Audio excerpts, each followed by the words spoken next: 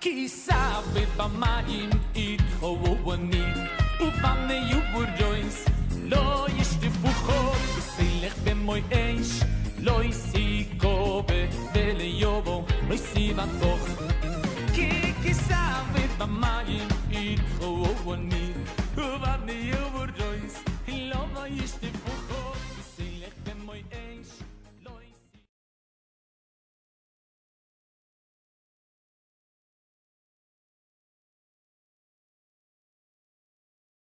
Hades TV Panamá y la congregación Hades Yameinu presentan el estudio bíblico de la semana con el Rosh Dr. Alexis Gómez. Shabbat Shalom, hermanos. Nos preparamos, estamos en vísperas de Shavuot. Estamos en la Parashá Bamidbar del año 5779 y hoy tenemos una administración especial. Dentro de algunas horas vamos a estar celebrando Shavuot y queremos unir estas dos temas, los dos temas de hoy, la Parashá Bamidbar en el desierto y la fiesta de Shavuot, con el tema Shavuot entre el desierto y la providencia divina. Hoy vamos a hablar de muchos temas, ¿sí? Sobre todo porque hoy empieza el libro de Números, pero también hoy es víspera de Shavuot y también hoy es leído adicional a todas las lecturas que fueron enviadas por la red social para ustedes tenerlas ahí a mano para la festividad de Shavuot. Hoy es un día también que debemos leer, o en estos 2 días de Shavuot, la Megilá de Ruth. Hoy es la historia de Ruth. Y es muy importante porque cada una de las Megilot o de los rollos de la Torah son para una fecha o una festividad específica. Así que vamos entonces a estudiar este tema, Shavuot entre el desierto y la providencia divina. La parashá de hoy es la parashá Bamidbar, ¿sí? Y siempre damos una introducción para que tengamos una idea de la porción y sobre todo del libro que vamos a leer. Nosotros nos vamos a dedicar a un solo tema, al desierto. Vamos a hablar un poco del desierto y luego vamos a hablar de la providencia divina. Pero antes de eso, tener una idea general del libro, ¿sí? Bamidbar significa en el desierto, ese es el nombre que se le da en hebreo. No utilizamos el nombre que se le ha dado en la Septuaginta, que es Aritmoi o Números, como se le conoce, porque muchas veces las personas le pusieron y le colocaron este nombre debido a que el libro habla de muchos censos, muchos números, explicaciones en cuanto a los censos que hizo Israel, pero en realidad ahí pierde su esencia, ¿sí? El libro de Bamidbar en realidad es un tiempo de pruebas, de perfeccionamiento, tal como ocurrió con Yeshua cuando fue tentado en el desierto. Fue en el desierto que el pueblo de Dios pasó a murmurar y a desobedecerlo. Fue en el desierto también donde vimos que Dios sustentó y proveyó al pueblo de Israel también, ¿no? A pesar de que a nuestros ojos, hermanos, Israel está cayendo en este libro, porque hay varias cosas que ocurren en este libro, cosas que realmente nos avergüenzan como pueblo. A pesar de todo ello, de esos tropiezos, ante los ojos de Dios, Israel está madurando, está fructificando, está aprendiendo de sus errores. Y esto es lo más importante, hermanos. El punto no es caer, el punto no es equivocarse, el punto es que usted aprenda de sus errores. Si usted no logra aprender de sus errores y sigue cometiéndolos una y otra vez, entonces sí no vale la pena. Allí tenemos un problema.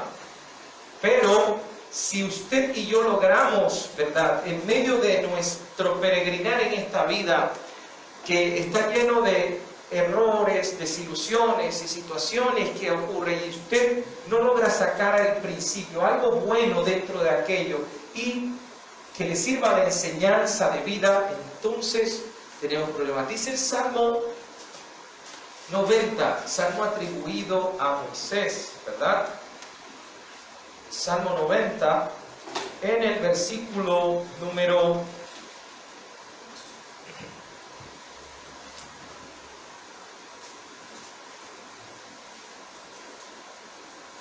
12. Salmo 90, 12 dice: enséñanos de tal modo a contar nuestros días, que traigamos al corazón sabiduría. Enséñanos a contar nuestros días, enséñanos a aprender de todo lo que nos sucede, para que seamos realmente sabios. Si hubiésemos aprendido desde Adán hasta el tiempo en que estamos hoy, todos los errores que la humanidad ha cometido, y nos colocásemos el firme propósito de no volverlos a cometer, sabiendo las consecuencias que han ocurrido en otras personas, en nuestros ancestros, seríamos realmente sabios.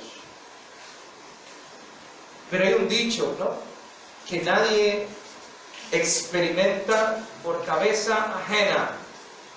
Lastimosamente es uno de los dichos muy populares, y que el ser humano, para justificarse, dice: no, es que yo de todas maneras yo quiero experimentar lo que ha sucedido con otro. A mí eso no me va a pasar, eso le pasó a él, pero a mí no. Entonces, hermanos, si realmente aprendiésemos de los errores, que es el objetivo de este libro, ¿sí? No es un libro para marcar, para juzgar a Israel. Es un libro para que usted y yo aprendamos de esta historia, y que una vez que vayamos al próximo libro de Barín, las palabras, que hace recuento de todo, nosotros podamos recordar lo que ha sucedido. ¿Sí? Como yo les mencioné la otra vez, hermanos, en una de las porciones, realmente las cosas que nos suceden deben servir de ejemplo para nuestros descendientes. Y deben de servir de ejemplo, primero para nosotros, para no volver a tropezar con la misma piedra. Y segundo, también para nuestros descendientes, los que vienen después de nosotros. ¿Qué legado vamos a dejarle? Y qué vamos a recordarles, hermanos, que a pesar de que nosotros sufrimos las situaciones, podemos decirle y darle la solución y cómo vencer ante las situaciones que acontecen, ¿sí?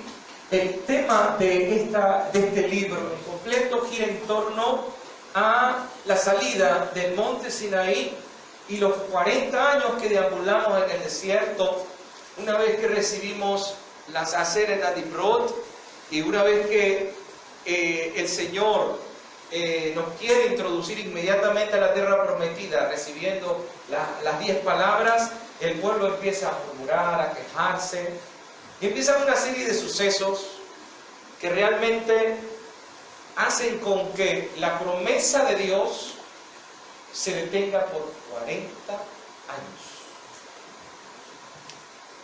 Los temas teológicos del libro, esta es la introducción para que tengamos una idea muy general, es que el centro de nuestras vidas, ¿verdad?, debe ser Dios, nadie más.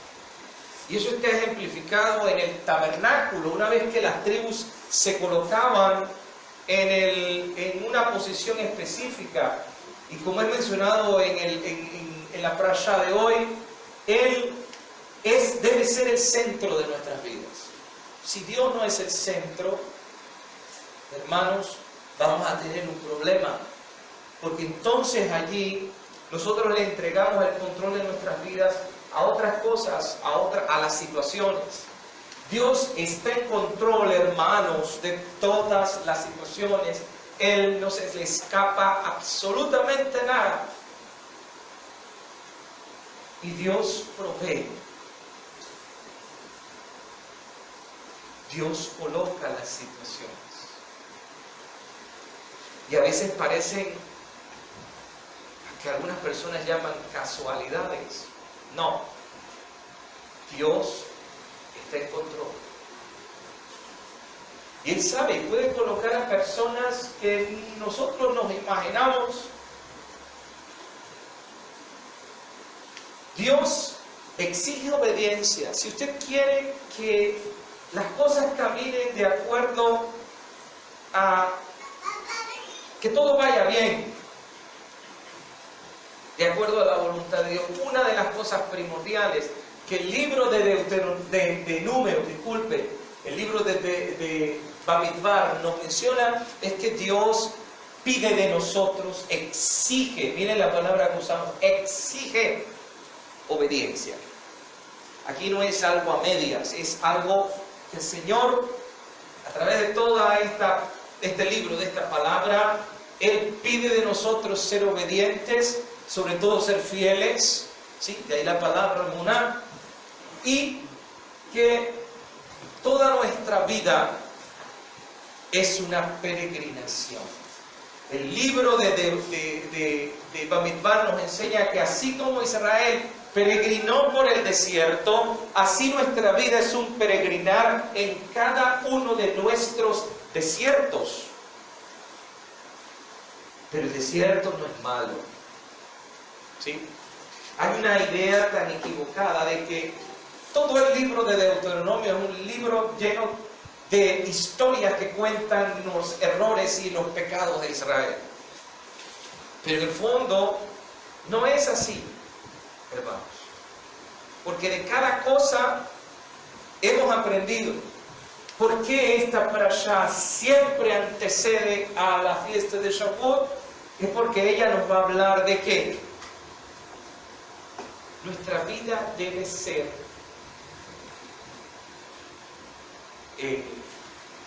moldeada en el desierto. Nuestra vida debe pasar por momentos difíciles para probar si realmente qué hay en nuestros corazones. Es lo que dice el propio Hashem más adelante en la parashá de Devarim, de Deuteronomio, capítulo 8. Era para probarte. Miren lo que dice. Vamos no es la parashá de hoy, no es la porción de hoy, pero vamos a buscar ese texto en Deuteronomio, en Devarim.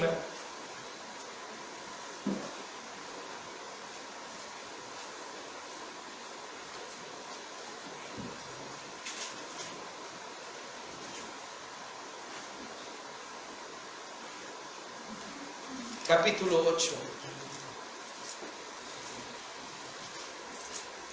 versículo 2.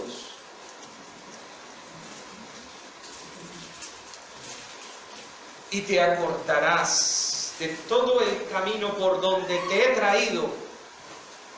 traído Adonai tu Dios estos 40 años en el desierto para afligirte, para probarte, para saber lo que había realmente dentro de tu corazón.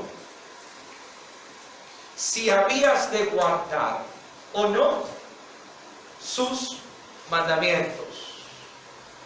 Viene el primer problema, ay, me quejo.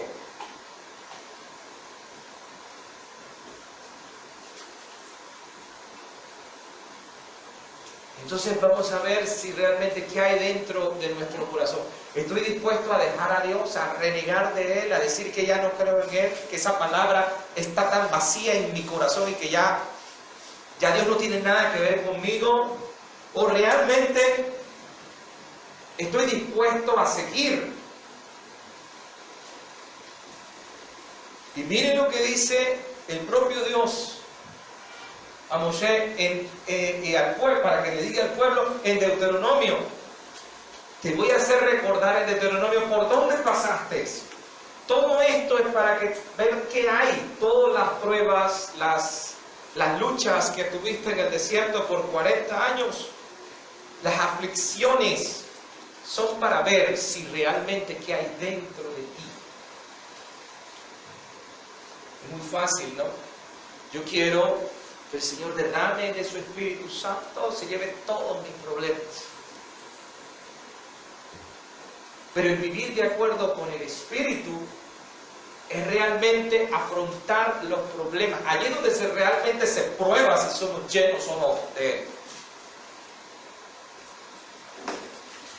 Así como dice la palabra, así como se prueba el oro, se prueba la plata en el fuego. Entonces allí es donde vamos a ver si realmente ¿de qué estamos hechos? Si nuestra fe es de, como dice el apóstol Pablo, es de hojarasca, si es de madera, o si es de oro. Porque si es de cosas perecederas, hermanos, el resultado va a ser que vamos a tener cenizas simplemente. Vamos a empezar a hablar. Nuestro tema es Shavuot, entre el desierto y la divina providencia. Entonces vamos a empezar a hablar primero del desierto.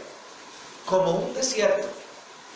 Cuando usted y yo empezamos a leer el texto del libro de Devarim, empieza diciéndonos: habló Adonai a Moshe en el desierto del Sinaí, en el tabernáculo de reunión, en el día primero del mes segundo, en el segundo año de la salida de la tierra de Egipto.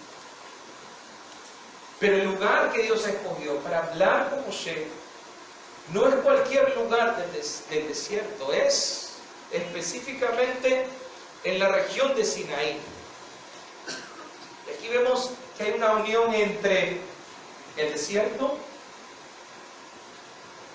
y el Sinaí, entre la entrega de la Torá y el desierto que vamos a vivir en todo este tiempo que vamos a estudiar la porción de esta semana. Hay una conexión entre la palabra midbar, que significa desierto, si ve, tiene la misma raíz, dabar, y la palabra dabar, que significa palabra. Midbar, desierto, y palabra, dabar, tienen una relación. Todas las naciones, hermanos, fundamentaron su fe, su confianza en la naturaleza, en dioses que movían la naturaleza, el dios del fuego, del aire, los astros, que empezaban a llamarlos como dioses. Sin embargo, el pueblo de Israel descubrió a Dios, a un Dios que es invisible, que solo se puede escuchar. ¿Sí? Y que su palabra realmente trae vida. Y Dios habló a Moshe en el desierto de Sinaí, dice el inicio de esta parashá. El Midrash de Bamidbar Rabá, del número Rabá, explica este versículo. Porque la porción empieza diciendo: y habló Dios a Moshe en el desierto de Sinaí. Los sabios responden, hermano, vamos a aprender un concepto aquí. Dice que cualquier persona que no pueda hacerse a sí mismo hefker, ¿ok?, sin dueño, así como el desierto no hay nada, ¿ok? Está desprovisto de situaciones que produzcan vida, ¿ok? Si una persona no se convierte en hefker, sin dueño, así como un desierto, no puede adquirir ni sabiduría, no puede adquirir la Torah, y por eso dice en el desierto de Sinaí. ¿Pero qué quiere decir eso? ¿Qué nos quiere decir a nosotros? Es solo un versículo, hermanos. Solo con ese versículo tenemos para una enseñanza. Yo tengo que convertirme en hefker. Tengo que convertirme sin dueño. Yeshua lo dijo. Y vamos a ver eso ahora. ¿Qué significa ser sin dueño? La palabra hefker es la palabra que usted utiliza cuando un objeto, ¿ok?, no tiene valor. Su valor es tan bajo, hermanos, que su dueño lo que hace es que abandona ese objeto y lo pone a disposición de otros. En pocas palabras, ¿sabes qué?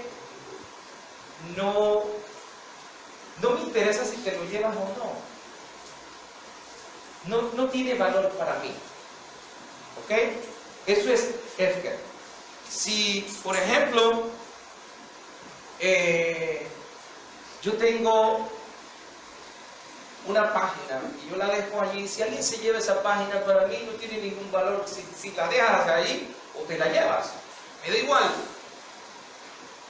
¿Ok? O sea que no me preocuparía yo.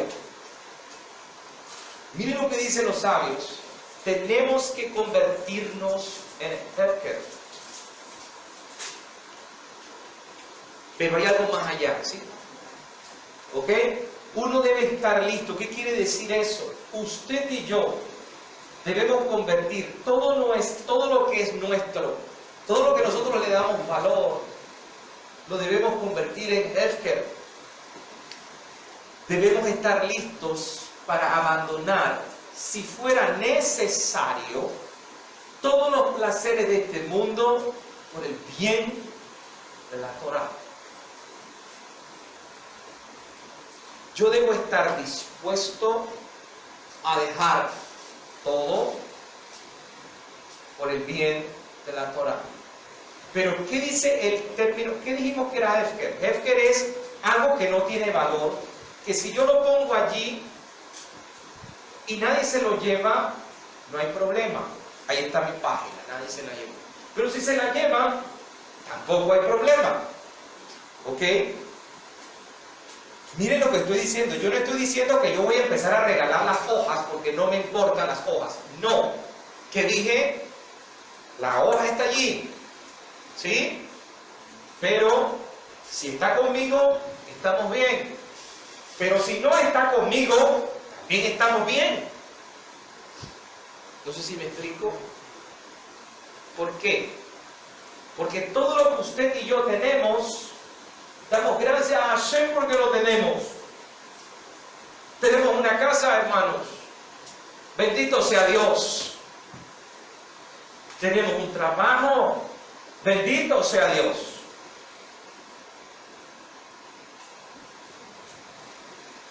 Tenemos todas las cosas materiales que el Señor nos ha brindado. Bendito sea Él. Pero ¿y si no están? Bendito sea Él también. Porque es Hefker. ¿Entiende el concepto? No estoy diciendo que ahora usted vaya y se deshaga de su carro. Miren, yo no estoy diciendo eso. Lo que a Dios le importa es que todo lo que forme parte de nosotros, si realmente entendemos el concepto de Bamidbar, es que esas cosas están para nosotros, pero no son la esencia de nosotros. Todo es prestado, hermanos, porque ninguno de nosotros se va a llevar nada de lo que tenemos hoy. Desnudos venimos al mundo y así mismo nos vamos a ir. Nadie se va a llevar nada. Entonces, todo lo que está en este mundo, Dios no nos da para que hagamos un trabajo. Pero si está bien, hermanos, bendito sea Él. Pero si no está, también.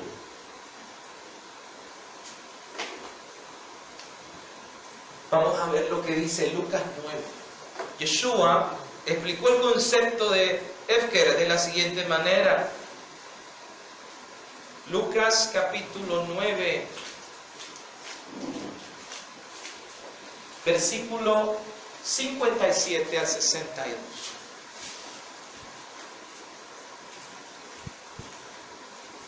Dice, yendo ellos, hermanos, uno le dijo en el camino, Señor, te seguiré a donde quiera que vayas. Y Yeshua le dijo, hermanos, las zorras tienen guaridas y las aves de los cielos tienen nidos, mas el Hijo del Hombre no tiene dónde recostar la cabeza. Y al otro le dijo, ¿ok? Y él le dijo a otro, sígueme. Él le dijo, Señor, deja que vaya primero y entierre a mi padre. Jesús, Yeshua, le dijo, deja que los muertos entierren a sus muertos, y tú ve y anuncia el reino de Dios. Entonces también dijo otro, te seguiré, Señor, pero deja que me despida primero de los que están en mi casa. Y Yeshua le dijo, ninguno que poniendo su mano en el arado mira hacia atrás es apto para el reino de Dios. Primeramente, hermanos, usted tiene que interpretar muy bien este texto, porque pareciera ser que es un Yeshua despiadado, ¿no? Que no deja que entierren al Padre. Eso no es cierto, Yeshua no está diciendo eso. Es más, la Torah manda que debe hacerse por respeto a la persona. Usted sabe qué pasa. Primeramente, el papá no había muerto todavía. ¿Sabía? ¿Ok? Primeramente, en griego se ve muy claramente que el padre no ha muerto. Está moribundo. Pero la excusa de esa persona es que yo no voy a ir, miren, yo no voy a moverme de aquí porque él lo tengo que enterrar. No. ¿Qué le dice el otro? Deja primero que me despida de mi gente. Que Yeshua está despiadado, no quiere que se despida de la gente. Él está eliminando el amor familiar. No. Es otra excusa. Porque esa persona le da la excusa diciéndole, deja que me despida, pero dentro de mi corazón me quiero quedar con mi familia. ¿Ok? Y cuando yo vaya allá, voy a decir, ay Yeshua, ¿tú sabes qué? No pude ir contigo porque mi mamá se puso a llorar que no quería que yo me fuera. Si tú sabes que eso va a ocurrir, entonces empiezo a poner excusas. Eso es lo que realmente está ocurriendo. Entonces Yeshua dice, miren, la gente, cuando le dijo a aquel que le dijo, sígueme, voy a seguirte donde vaya, que es el primero. Yeshua le advierte, mira, ¿sabes una cosa? Las zorras tienen guaridas. Las aves del cielo tienen nidos. Los malvados tienen bienes, tienen cosas. Las aves del cielo, los gentiles, tienen lugares donde vivir. Pero quiero decirte algo. Si tú quieres realmente ser como Adam Arishon, dependemos única y exclusivamente de Hashem. No hay donde recostar la cabeza materialmente porque confiamos en que Él sustenta nuestras vidas. ¿Tú estás dispuesto a hacer hefker? Es la pregunta.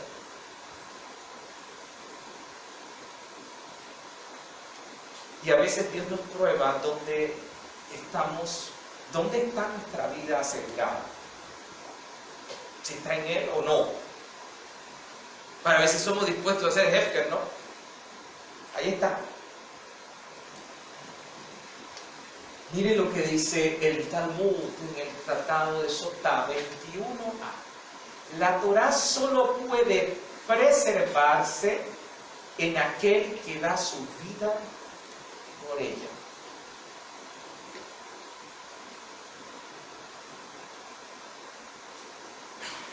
La traducción literal no es aquel que da su vida por ella, es aquel que se mata por ella.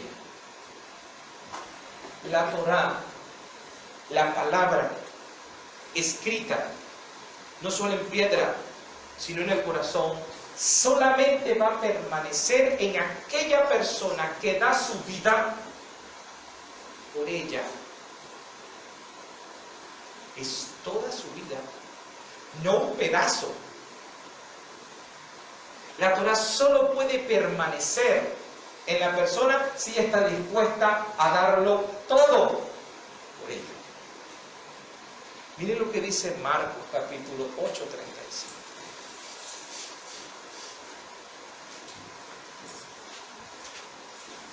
Y ya tienen también un paralelo, ¿no?, en otros versículos. Pero vamos a leer el de Marcos, ¿ok?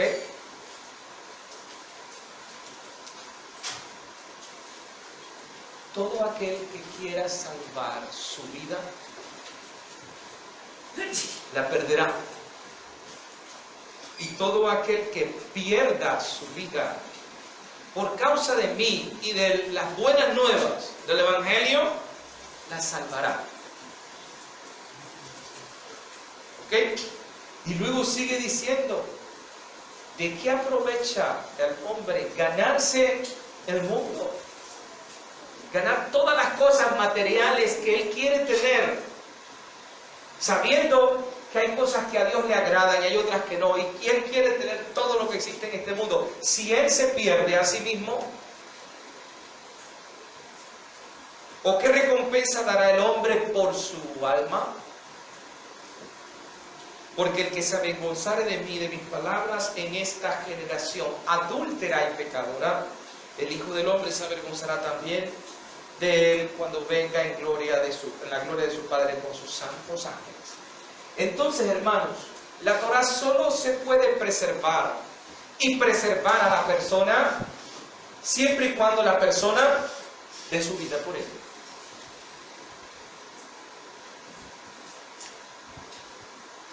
Mire lo que dice el Pirkei Avot, capítulo 6, disculpe, verso 4. El Pirkei Avot dice lo siguiente. Esta, hermanos, esta es la forma de la Torah. ¿Usted quiere la Torah?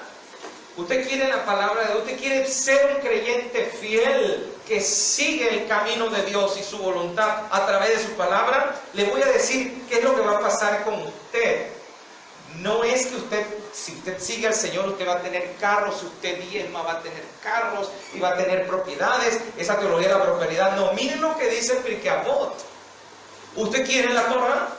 Entonces sepa que usted va a comer pan con sal, va a tomar agua en pequeña medida, va a dormir en el piso y vivir una vida de privaciones. ¿Quiere firmar el contrato? ¿La quiere? ¿Quiere la Torah? Sepa, es muy claro, va a comer pan con sal, va a beber no agua en abundancia, va a ser agua necesaria, va a dormir en el piso y va a tener una vida de privación.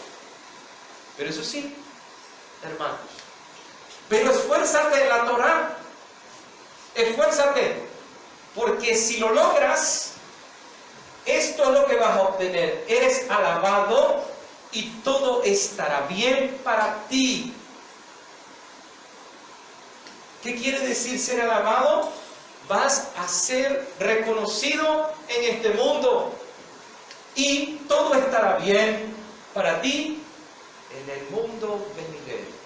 Tu recompensa vendrá después. Quiere decir, hermanos, que seguir este camino no es fácil. Es un camino que yo estoy dispuesto a aceptar. Pero eso sí, la recompensa vendrá después. Pero debo estar dispuesto a solo comer pan con sal. O sea, ¿qué sustento? Dios no lo va a hacer morir de hambre, hermano. Dios le va a sustentar. Por lo menos pan con sal. No lo va a hacer tener sed. Le va a dar el agua en donde pueda lo que usted necesita. Va a tener donde, ¿verdad? Por lo menos va a tener cómo descansar. En el piso, pero por lo menos va a descansar. Y, si bien es cierto, no va a tener una vida de lujos, pero va a tener una vida de privación, pero tiene su recompensa. La privación material, hermanos, no es una condición necesaria para el estudio de la Torah. ¿Ok? No es que yo tengo, como muchos piensan, que yo tengo que vender todo lo que yo tengo y quedarme sin nada y comer pan con sal, tomarme poca medida de agua, dormir en el piso, meter mi cama y dormir en el piso, porque eso es lo que me está diciendo el Pirkei Avot. No, el Pirkei Avot no está diciendo eso. El Pirkei Avot le está dando a usted las cosas mínimas que Dios va a hacer con usted. Pero usted está dispuesto a firmar ese contrato. Porque Dios se compromete a que no le va a faltar lo básico. Eso es lo que está diciendo el Pirkei Avot. No te va a faltar lo básico. Eso sí, van a venir tormentas, problemas, pero eso sí, Él va a estar contigo. ¿Estás dispuesto a firmar? Él no te va a abandonar. Eso sí, no te va a abandonar. El Salmo 37 que yo leí esta semana, en medio de la desesperación y de la frustración, el Salmo decía, voy a leerles ese versículo, vamos al versículo, voy a leerlo literalmente, Salmo 37. Dice,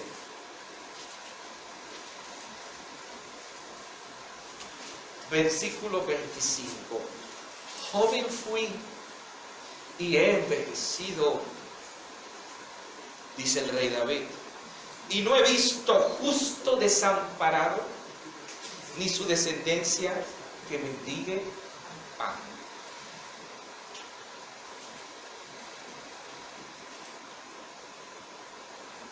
¿Qué quiso decir David? Que si la persona es justa, mínimo va a comer pan con sal. Mire que no es ni siquiera como el buen panameño arroz con huevo. Pan con sal. Poca agua. Lo básico.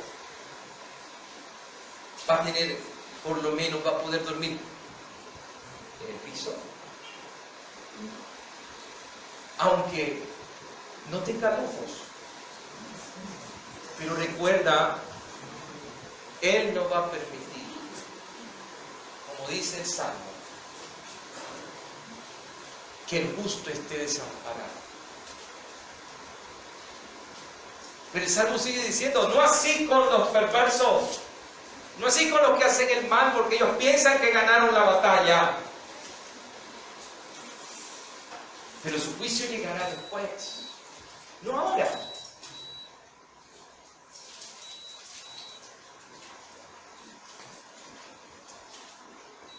La privación material no es un requisito. Dios no le está exigiendo a usted que deje todo. Si usted ve la historia del joven rico, el problema del joven rico es que él tenía un problema con Hefker, ¿se acuerdan? Él no quería desprenderse. Entonces Yeshua tiene que decirle, entonces véndelo. Dáselo a los pobres, ven y sígueme entonces. El problema no es la privación material, sino que si usted estaría dispuesto a renunciar, preparado para renunciar todo placer y confort por el estudio de la Torah, si usted está dispuesto a eso, Dios no le está mandando a que lo entregue, Dios está viendo para ver qué hay en su corazón. Las cosas materiales, hermanos, son para hacer la voluntad de Dios. Abraham era una persona muy rica. Tenía mucho ganado, tenía todas las cosas. Ahora usted no ve en la Biblia diciendo que Abraham vendió todo y se quedó sin nada. No, el problema es que Abraham no tenía reparo en entregar esas cosas. Pero si usted, Dios le ha hecho, le ha bendecido y ha sido próspera su vida, pero aún así, como dijo Job, Dios me lo dio, Dios me lo quitó. ¿Usted está dispuesto a decir eso? ¿Estamos dispuestos a decir, Dios me lo dio, Dios me lo quitó? Ahí se ve el apego. Y cuando logremos hacer eso, hermanos, entonces hemos entendido la Torá. Como pasó con Job. Al final, ¿qué hizo Dios con Job? Le retribuyó eso y 5 veces más, ¿no? A lo que ya tenía. El verdadero estudioso de la Torá debe estar tan obsesionado con la Torá como el amante con su amada. ¿Sí? Debe estar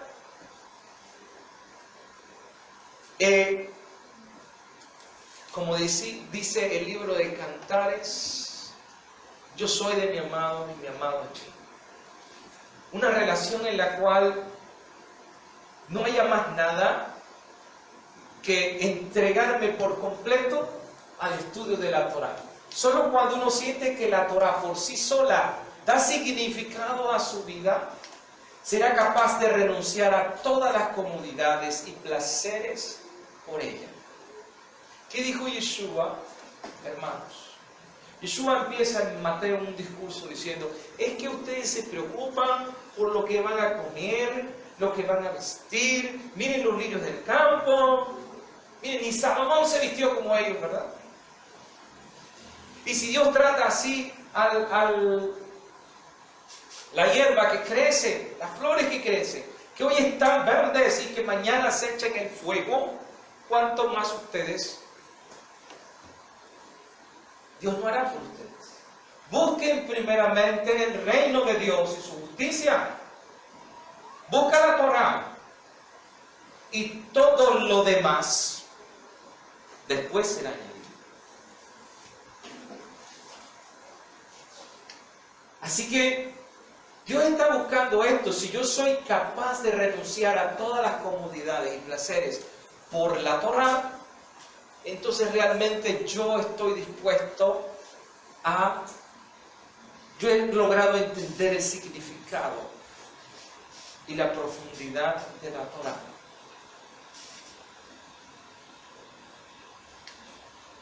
Hay otro componente para conocer realmente la Torá, para que ella habite en mi corazón y esa palabra transforme mi vida.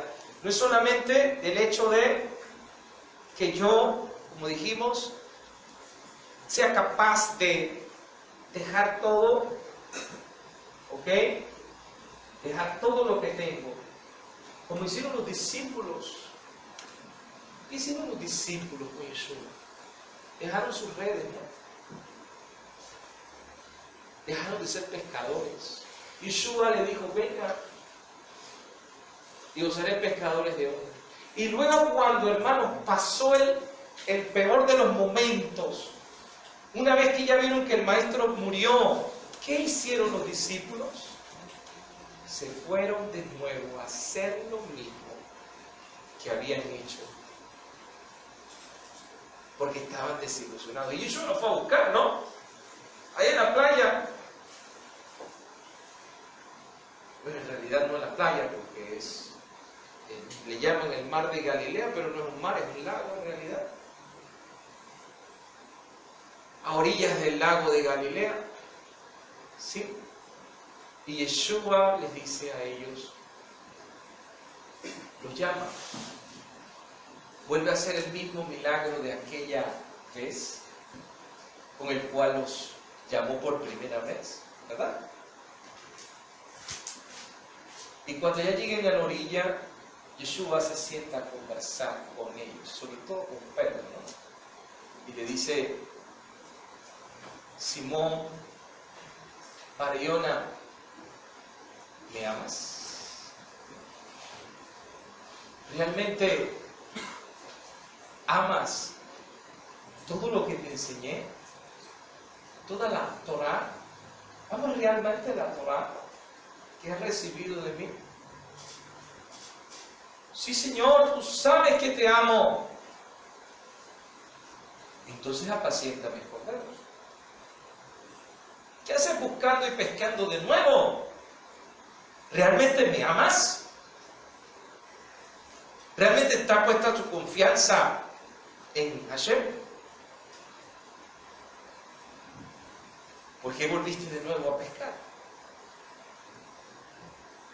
Si debías estar dispuesto a llevar este mismo mensaje. Ese mensaje transformó tu vida, pero por el primer momento en que la tempestad llegó, ¿me volví de nuevo a hacer lo mismo?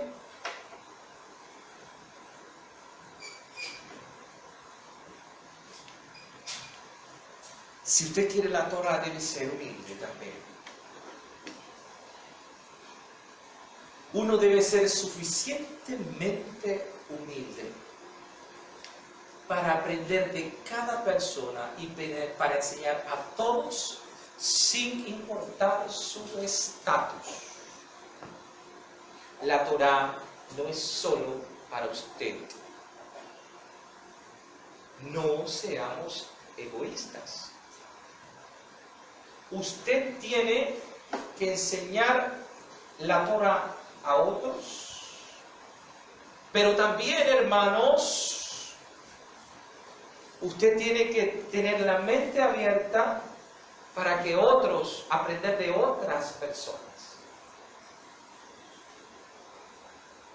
El problema está que cuando la persona cree que conoce algo, piensa que ya lo sabe todo.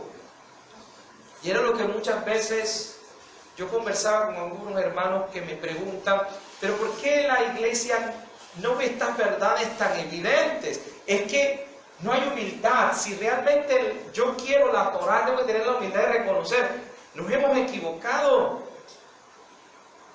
en interpretar esta palabra y vamos a buscar la manera de cómo retornar. Así que, hermanos, debemos ser lo suficientemente humildes para aprender de cada persona y para enseñar a otras personas. Ojo, quiero aclarar algo. Debemos enseñar a todos. Sí. Pero si usted está enseñándole a alguien y esa persona es testaruda, al punto que lo que usted está enseñando a esa persona utiliza sus palabras para blasfemar el nombre de Dios. Es decir, si usted le está enseñando a alguien y esa persona insiste en permanecer en ese camino, y esa actitud de usted insistir en lugar de traer bien para la persona, lo que provoca es que usted aleje a esa persona más. Y segundo, de mal testimonio a los demás, entonces usted no debe insistir. Recuerde que este principio también es el principio entre creyentes, pero también se aplica a los no creyentes si la persona, uno le empieza a enseñar. Yo tengo que enseñar y dar testimonio con mi vida primeramente. Porque Yeshua dijo algo muy importante: no des lo santo a los perros, ni las perlas a los cerdos. No des lo sagrado a aquellos que siguen una vida contraria a la Torah y quieren permanecer en esa vida. No le des las perlas, no le des la Torah a aquellos que quieren permanecer en la impureza del cerdo. No sea que vuelvan, termina diciendo Yeshua, y los despedacen, ¿no? ¿Por qué? Porque el testimonio queda manchado con ese punto. Es lo que Yeshua está tratando de decir. Usted también tiene que tener mucho cuidado, ¿sí? Pero la Torah no puede limitarse a un grupo. Yo tengo que dar testimonio de ella. Ahora tampoco voy a venir y crear como muchas veces. Miren, por eso es que en el judaísmo mesiánico no existe nada de esas cuestiones, que tratados, esas cosas, no. Primero yo lo hago con mi vida, yo doy ejemplo con mi vida, eso va a transformar la vida de otros. Y yo puedo estar hablando y dando un consejo y un principio de la Torah, hermanos, sin tener que volver todo esto algo mega religioso. Yo puedo dar un consejo a alguien de acuerdo con lo que la Torah dice. La otra persona ni siquiera va a percibir que es la Torah. Si yo sé que una persona no es creyente o no tengo la seguridad que sea creyente, yo le voy a darles los consejos de acuerdo con la Torah.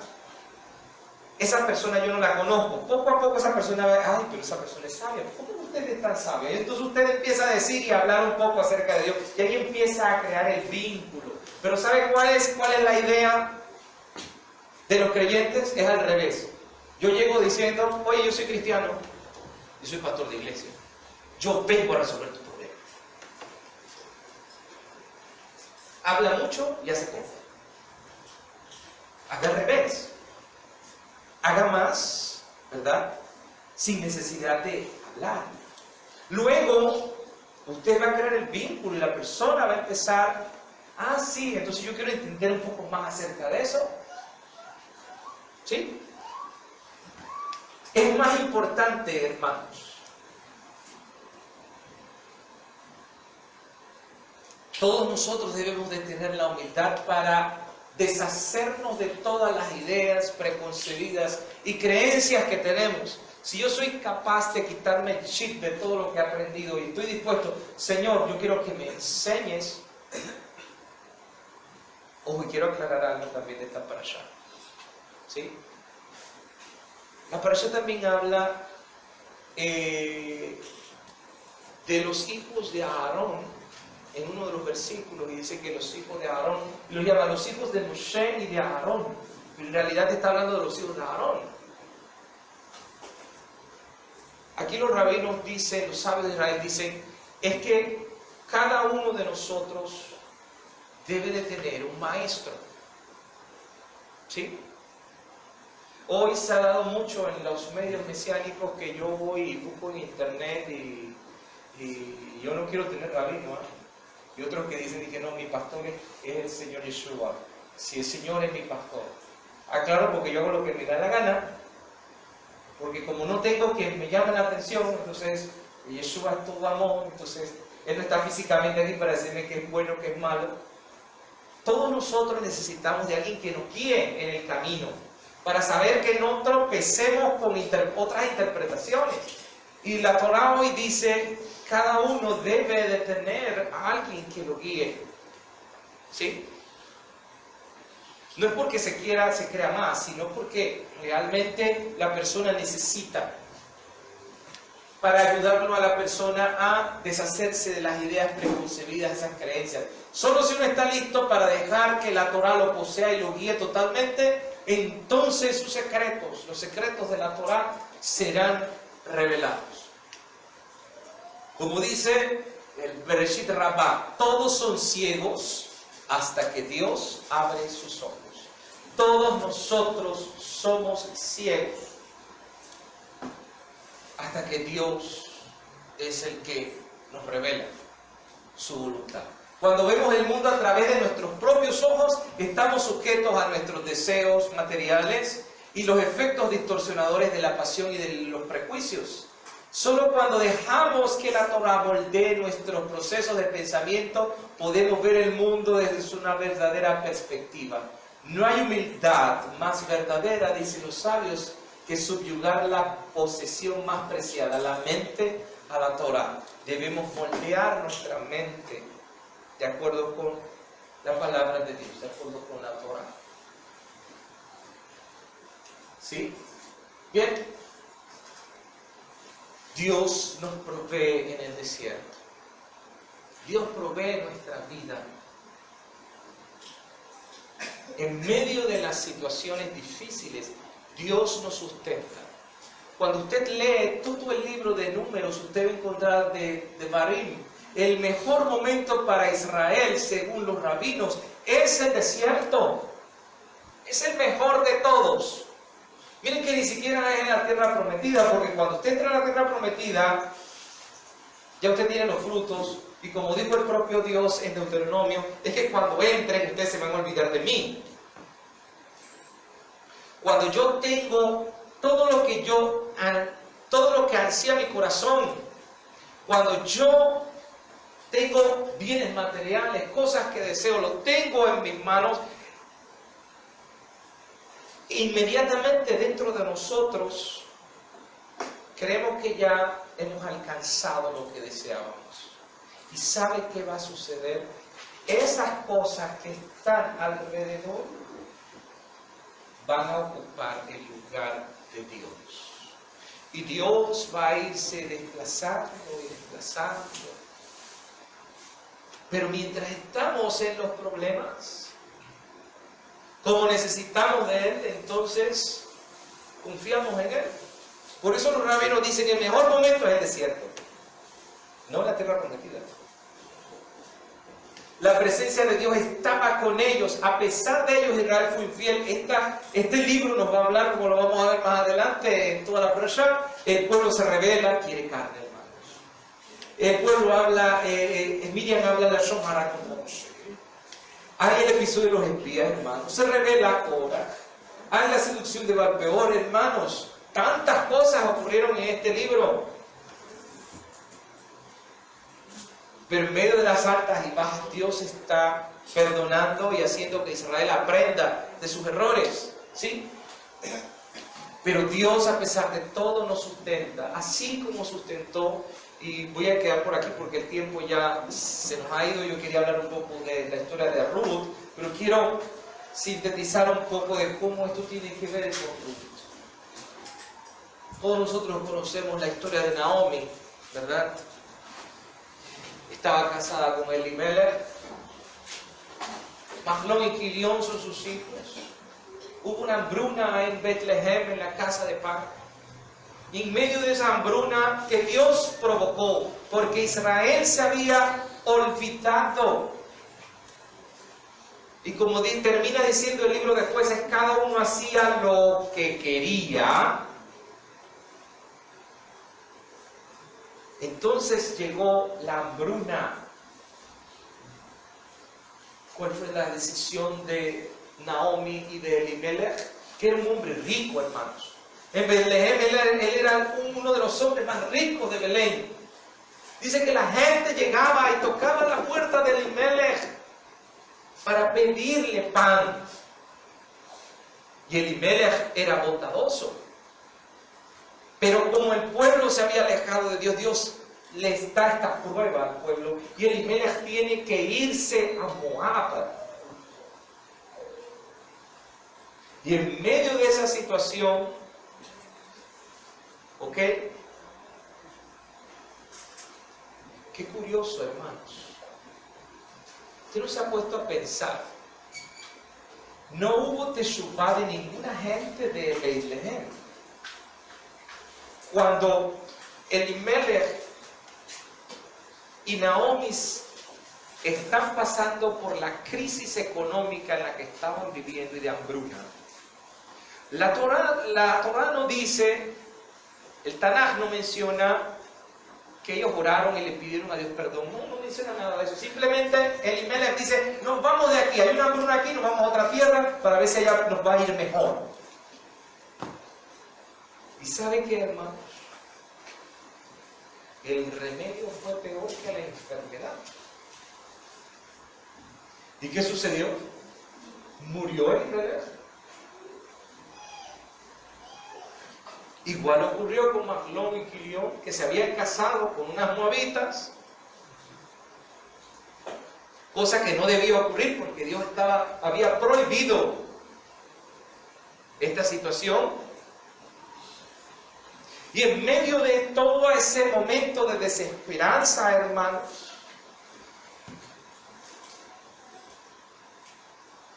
Naomi se da cuenta de su error y ¿qué decide hacer? Me regreso, porque por lo menos tierras tengo allá. Yo no voy a morir aquí en Moab, que no tengo nada, ni a nadie. Muchachas, váyanse, cásense de nuevo. Ustedes son jóvenes y aunque yo me case de nuevo y tenga hijos, mis hijos no se van a poder casar con ustedes. ¿Ustedes lo van a esperar?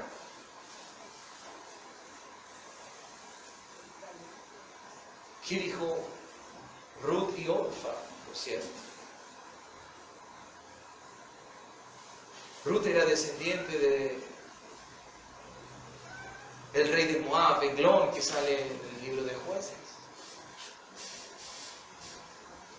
ella le dice, no, yo me voy contigo. Tu pueblo será mi pueblo, tu Dios será mi Dios. Donde tú vivas, yo voy a ir. Y donde tú mueras, yo también quiero ser enterrada allí. ¿Qué pasó con Orfa? Orfa empezó a llorar y a hacer un show de llanto, por cierto, porque al final terminó quedándose. Y de ella proviene Goliat, por cierto, de Orfa. Al final los dos se tienen que enfrentar, el descendiente de Orfa con el descendiente de Ruth, David y Goliat. Se tienen que enfrentar después. ¿Y qué hace Orfa? Orfa, le está doliendo, pero en realidad no está doliendo nada, hermanos. No se quedó. Ya se quedó. Y por más que le insistió Naomi, Ruth se fue. Llegaron allá sin tierras, bueno, tienen la tierra, pero no tienen campos, donde, cómo, cuando, todo está marchito en Betlehem. Ya están a punto de perder todo. Les llegó el Mili a cobrar el lote y todo lo demás. Ya están a punto de perder todo lo que tienen. ¿Qué les dice? ¿Qué hace Ruth? Mira, yo voy a espigar, voy a ir a conseguir comida para todos. Como la Torá dice que podemos recoger lo que se caiga, y lo que se caiga no se pueden quedar con él, yo voy a recoger las que se caigan. Allí entonces Boaz se dio cuenta de la historia.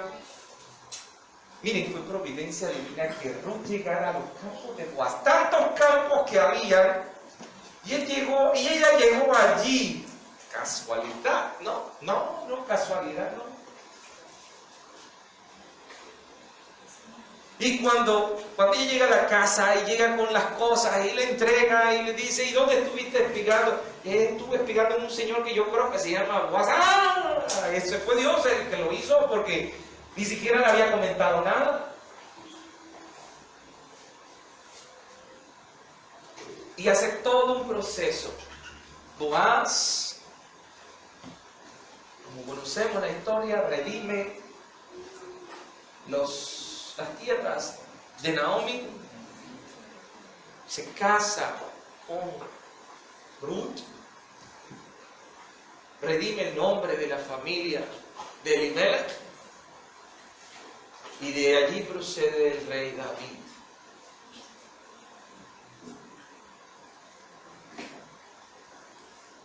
Tuve que resumir todo eso. Conclusión. El desierto es para pulirnos. ¿Y saben qué? Les tengo una noticia. Vaya a Apocalipsis. Les tengo una noticia. Una buena y una mala. Una mala para los que siguen a Darby. Apocalipsis 12, 14.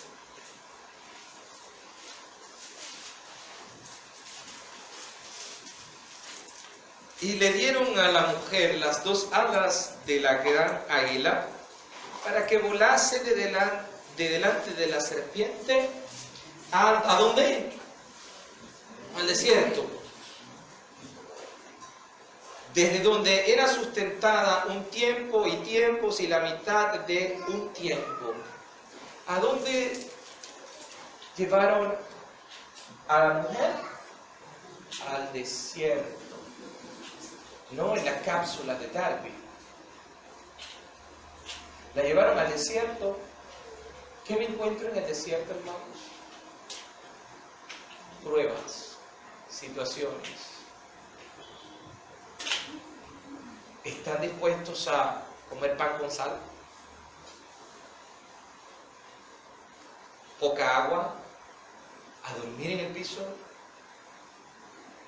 Y no tener los bienes que esperamos. Ese es el desierto que nos preserva. ¿O estamos esperando a que nos rapten?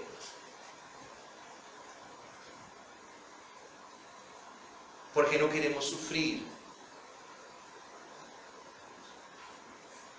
Ahora, no es que Dios le guste que suframos. El problema es que el hombre tiene su apego en las cosas materiales. Y lo que Dios hace con estas cosas, si usted no se da cuenta, Dios está puliéndonos para que nos despeguemos de aquello que nos aparta de Él. Y si lo está haciendo es porque nos ama. Pero el libro de Apocalipsis dice que va a ser en el desierto, nos va a llevar al desierto. Cuando usted ve la historia de Ruth y de Naomi, cada una representa algo. Naomi representa al pueblo de Israel, a los judíos. Ruth representa a la iglesia gentil. La iglesia gentil al final del tiempo va a ayudar a los judíos a retornar.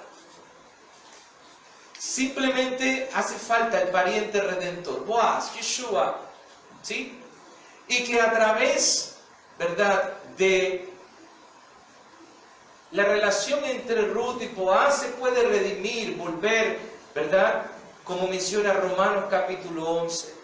Cuando nosotros vemos la historia de Ruth, hay otro pariente que va a tratar de redimir. Al final él dice que él no quiere, esos son los falsos mesías. ¿Ok? Pero todo va a llegar, todo está preparado para que llegue el tiempo de la restauración de todas las cosas. Volvamos nuevamente a lo que menciona Hechos 3, 19, 21, que vendrán tiempos de refrigerio. Y el Señor Yeshua nos envíe, el de Todopoderoso nos envía Yeshua. ¿Sí? Es en el tiempo de la restauración de todas las cosas. Así que, hermanos, no sé cuál sea el desierto de cada uno, pero recuerde, Efker, sin dueño. Estoy dispuesto a dejar todo. Estoy dispuesto a que a pesar de que tenga o no tenga aquello, confiar en que Dios está conmigo. Y eso es lo más importante. Que el Eterno nos bendiga y nos guarde. Y una feliz fiesta de Shavuot. En el nombre de Yeshua. Amén. Amén. Bien, hermanos, no sé si hay alguna pregunta, comentarios.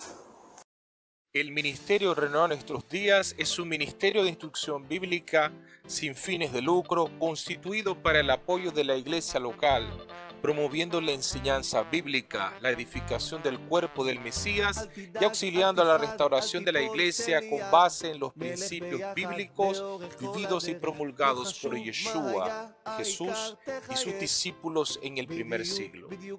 El Ministerio Renovar Nuestros Días está basado en las palabras del profeta Jeremías, cuando en el libro de Lamentaciones 5:21 dice: vuélvenos, oh Eterno, a ti y nos volveremos, renueva nuestros días como al principio.